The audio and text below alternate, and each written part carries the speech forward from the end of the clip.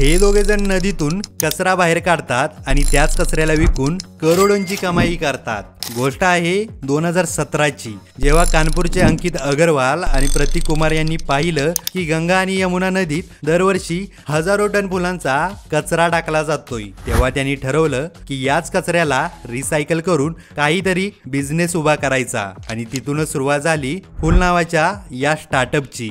सुरुवातीला त्यांनी या फ्लॉवर वेस्ट पासून अगरबत्ती आणि धूप सारखे प्रोडक्ट्स बनवले, त्याला रिस्पॉन्स खूपच छान मिळाला। मग पुढे त्यांनी या फुलांच्या कचऱ्यातून फ्लोराफोम म्हणजे इको फ्रेंडली थर्माकोल आणि व्हिजन लीदर तयार केलं। गेल्या 4 वर्षात त्यांनी तब्बल 1160 मेट्रिक टन फुलांचा कचरा रिसायकल केला आहे आणि अगरबत्तीसारखा साधा प्रोडक्ट 8 ते 10 पट दराने विकूनही त्यांचा रेव्हेन्यू 50 कोटींपेक्षा जास्त झाला आहे। कारण एकच, फुलनं कधी प्रोडक्ट विकलाच नाही, त्यांनी स्टोरी विकली, गंगेला स्वच्छ करण्याची, स्थानिक महिलांना उभं करण्याची। त्यांच्या युनिक पॅकेजिंगमुळे हे प्रोडक्ट्स आता गिफ्टिंगसाठीही लोकप्रिय झाले आहेत आणि या अद्भुत कार्यासाठी फुलच्या फाउंडर्सना अनेक पुरस्कारही मिळालेत।